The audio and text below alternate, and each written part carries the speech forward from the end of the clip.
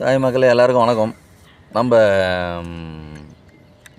DMK government இருக்குதுல்ல, அந்த கவர்மெண்ட்டுக்கு தான் இந்த நியூஸு. நாங்கள் ஆட்சிக்கு வந்தால் நீட் தேர்வை ரத்து செய்வோம். நாங்கள் ஆட்சிக்கு வந்தால் நீட் தேர்வை நாங்கள் இங்கே தமிழ்நாட்டில் வரவிடாமல் பண்ணுவோம், துரத்தி அடிப்போம். சரி, ஓகே, நீங்கள் அடிங்க, துரத்தி அடிங்க, ஏன்னா பண்ணுங்கள், ஓகே, அது தேவையில்ல.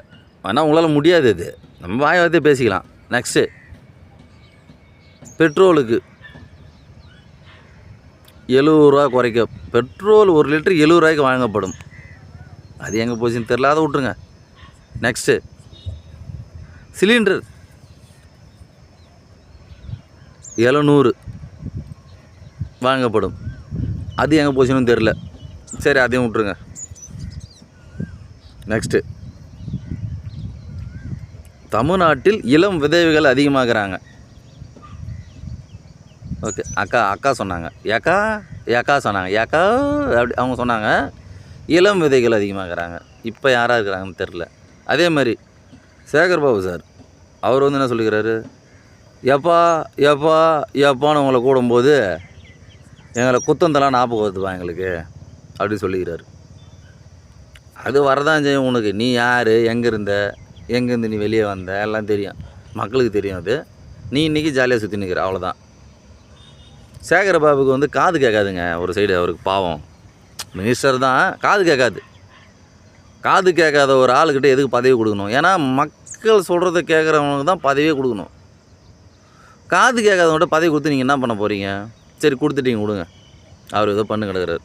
அவர் ஜாலியாக ஒரு சைடு போய் நிற்கிறாரு. பண்ணிட்டோம். எனக்கு என்னென்னு கேட்டீங்கன்னா, என் ஊர் இப்படி கொள்ளை அடிக்காதீங்க. தமிழ்நாடு என் ஸ்டேட்டு, இந்த மாதிரி கொள்ளை அடிக்காதீங்க. அரசு பேருந்துன்னு நியாயமாக தமிழ்நாடுன்னு மாற்றுங்க. தமிழக அரசு பேருந்துன்னு மாற்றுங்க. அரசு பேருந்துன்னு போடாதீங்க, ஓகேவா? நான் அப்புறம் நான் சொல்லுவேன், நான் பிள்ளைக்கா பேருந்துன்னு போட்டு விடுவேன். நான் பிள்ளைக்கா பேருந்து, அப்புறம் என்னது இந்த மாதிரி திருட்டு பேருந்து அரசாங்கம் நான் போட்டு விடுவேன். புரியுதா? எதுக்கு நீங்கள் அரசியல் நடத்தி எங்களையா கமிஷன் பண்ணுறீங்க? இப்போ இதில் நீங்கள் உள்ளே வரீங்க, என்ன தெரியுமா? நெக்ஸ்ட்டு உங்களை பற்றி எனக்கு தெளிவாக தெரியும். தமிழ்நாடுன்றத திராவிட நாடுன்னு மாற்ற நீங்கள் வரீங்க.